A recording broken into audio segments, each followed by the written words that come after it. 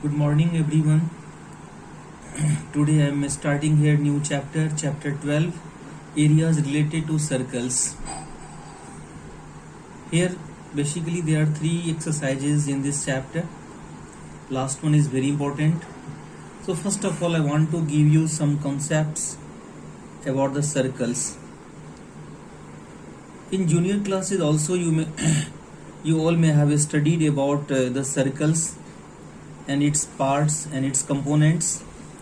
You can see here I have drawn a circle.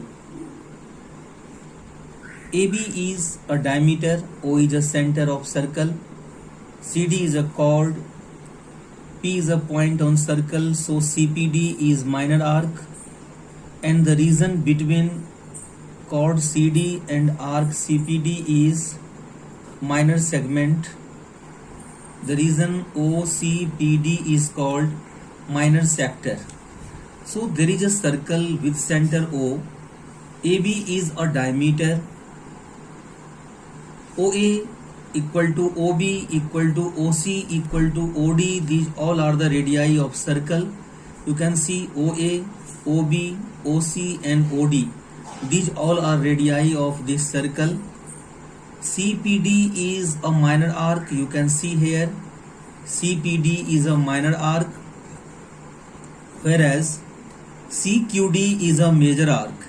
CQD, if CPD is minor arc, then CQD is major arc.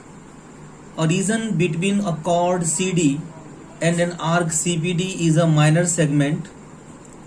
Just I have told you that a region between a chord CD and an arc CPD is called minor segment, whereas a region between a chord CD and major arc CQD is a major segment.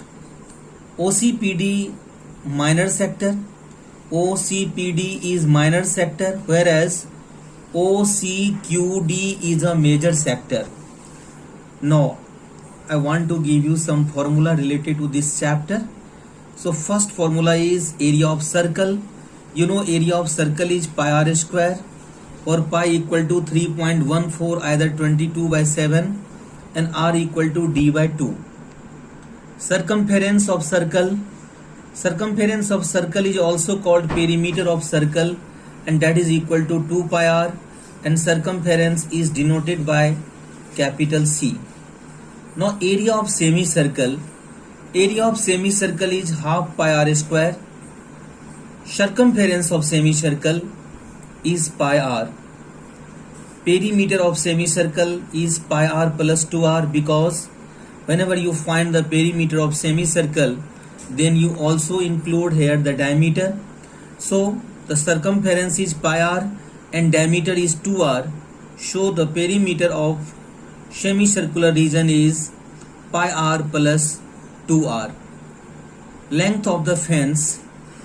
Whenever you have to find the length of the fence, if total cost and the rate of cost of 1 meter is given, then you can find the length of the fence.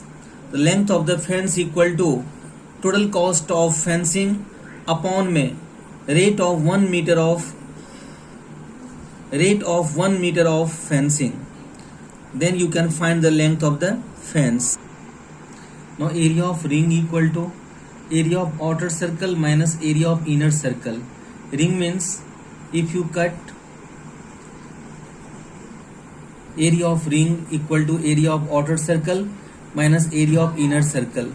Ring means यदि हम बड़े circle में से एक छोटे circle को cut करते हैं तो दोनों सर्कमफेरेंस के बीच का जो रीजन होता है उसको हम रिंग कहते हैं या डिस्क कहते हैं. तो बड़े सर्कल के एरिया में से छोटे सर्कल के एरिया को माइनस करेंगे तो रिंग का एरिया आएगा.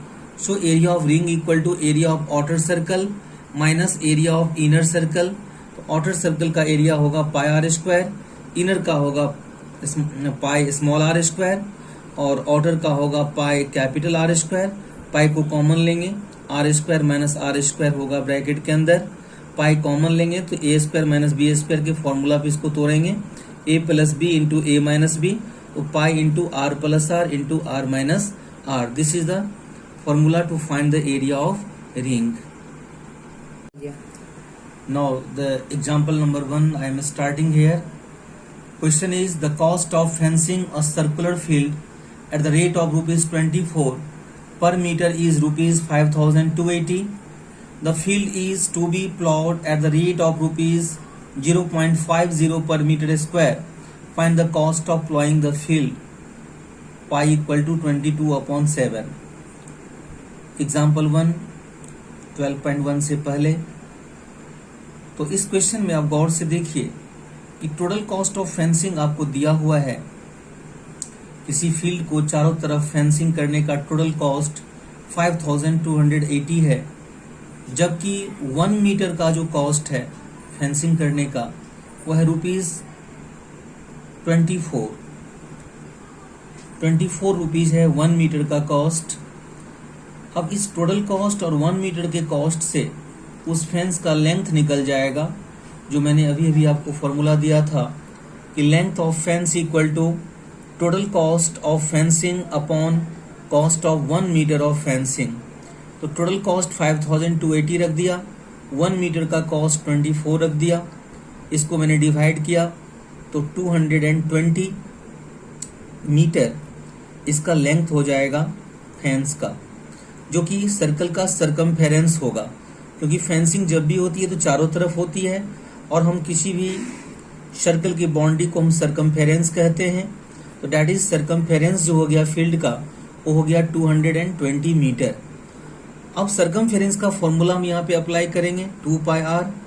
तो 2πr का वैल्यू 220 हो जाएगा, तो πr निकाल लेंगे 220/2, जिसको मैंने फाइनली 110 लिखा हूँ। पाई का वैल्यू पुट कर देंगे 22/7 into r equal to 110। r equal to 110 into 7/22, जो बाय क्रॉस मल्टीप्लीकेशन से आया है। 110 को कैंसिल करेंगे 22 से, 22 5 110 होगा, 7 5 35। r का वैल्यू यानी रेडियस जो हुआ फील्ड का वो 35 मीटर हुआ। अब हम एरिया ऑफ फील्ड निकालेंगे। You know that area of circle is πr square. Pi का वैल्यू 22/7 रखेंगे, रेडियस आया है 35, तो 35 इंटू 35 करेंगे, 7 5 35 कर देंगे हम। तो 22 इंटू 5 इंटू 35 को मैंने रफली मल्टीप्लाई किया तो ये आया 3850 मीटर स्क्वायर। ये पूरे फील्ड का एरिया आया। अब मुझे इसका कॉस्ट निकालना है प्लॉइंग करने का। तो 1 मीटर स्क्वायर फील्ड को प्लॉ करने का कॉस्ट 0.50 है, यानी 50 पैसा है 1 मीटर स्क्वायर फील्ड को प्लॉ करने का खर्च। मुझे निकालना है 3850 मीटर स्क्वायर का कॉस्ट।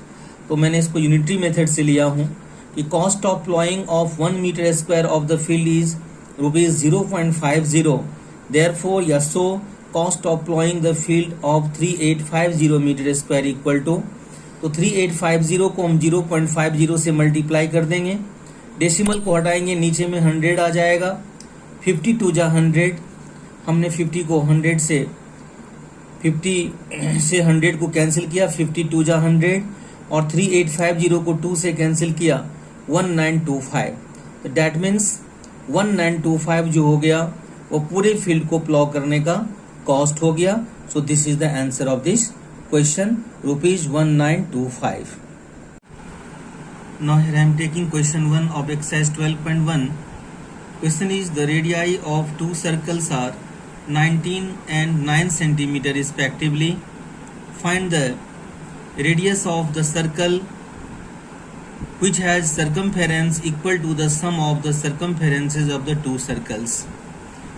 यानी दो सर्कल्स के रेडियाई यहाँ पे दिया हुआ है, दोनों के सरकमफेरेंस को ऐड करके एक बड़े सर्कल के सरकमफेरेंस के इक्वल किया गया है।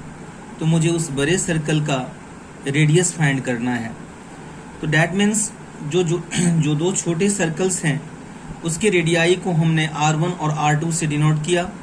तो R1 दिया है 19 सेंटीमीटर और R2 दिया है 9 सेंटीमीटर, दोनों रेडियाई यहाँ दिया हुआ है।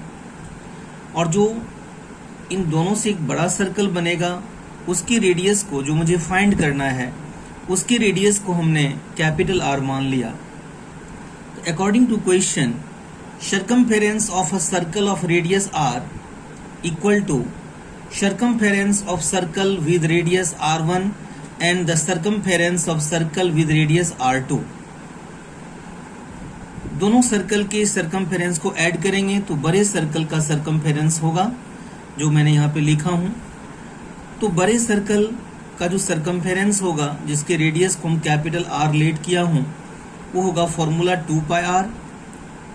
जो दो अलग अलग सर्कल्स हैं उसका होगा 2 पाई r1 प्लस 2 पाई r2, क्योंकि उसका रेडियस r1 और r2 है। तो 2 pi r equal to 2 pi common लिया जाएगा तो r1 प्लस r2 आएगा ब्रैकेट में। 2 पाई और 2 पाई दोनों कैंसिल होगा तो r इक्वल टू हो गया r1 प्लस r2। r1 और r2 दोनों दिया हुआ है, r1 19 है और r2 9 है, दोनों को ऐड करेंगे तो 28 होगा। तो r जो हो गया कैपिटल R वो 28 हुआ। डैट मीन्स सर्कल का जो रेडियस हुआ बड़े सर्कल का वो 28 सेंटीमीटर हुआ। अब हम क्वेश्चन 2 को लेंगे। क्वेश्चन है the radii of two circles are 8 centimetre and 6 centimetre respectively. Find the radius of the circle having area equal to the sum of the areas of the two circles. इससे पहले वाले question में radii दिया हुआ था और यहाँ भी रेडियाई दिया हुआ है, लेकिन वहाँ पे सर्कमफेरेंस था और यहाँ पे एरिया है। तो according to question, area of big circle equal to area of circle with radius 8 centimetre plus area of circle with radius 6 centimetre. दो सर्कल्स के एरिया को ऐड करके एक बड़े सर्कल के एरिया की इक्वल किया गया है। तो बड़े सर्कल के रेडियस को हम कैपिटल R ले लिया और दो छोटे छोटे सर्कल्स के रेडियस को हम R1 और R2 लिया। तो हम लिखेंगे according to question pi r square equal to pi r1 square plus pi r2 square, पर r1 is given 8 and r2 is given 6। Pi r square equal to pi को हम कॉमन लेंगे, ये हो जाएगा r1 square plus r2 square. पाई और pi cancel होगा तो r स्क्वायर इक्वल टू हो जाएगा r1 square plus r2 square. r1 का वैल्यू पुट कर देंगे 8 और r2 का वैल्यू पुट कर देंगे 6। तो 8 स्क्वायर प्लस 6 स्क्वायर, 8 का स्क्वायर 64, 6 का स्क्वायर 36, 64 और 36 को ऐड करेंगे तो 100 होगा। ये 100 हो गया r स्क्वायर का वैल्यू। मुझे r निकालना है तो हम अंडर रूट 100 लिखेंगे। अंडर रूट 100 का वैल्यू होता है 10 centimetre. So capital R equal to 10 centimetre, that is the radius of the big circle is 10 centimetre. जो मुझे निकालना था कैपिटल R वो निकला है 10 सेंटीमीटर। तो आज हम क्लास को यहीं तक रखेंगे। नेक्स्ट क्लास में हम 12.1 के एक और क्वेश्चन लेंगे, उसके बाद 12.2 चलेंगे। तो आज का होमवर्क है आपका सोल्व एक्सरसाइज 12.1। तो today I want to finish your class. Goodbye to everyone.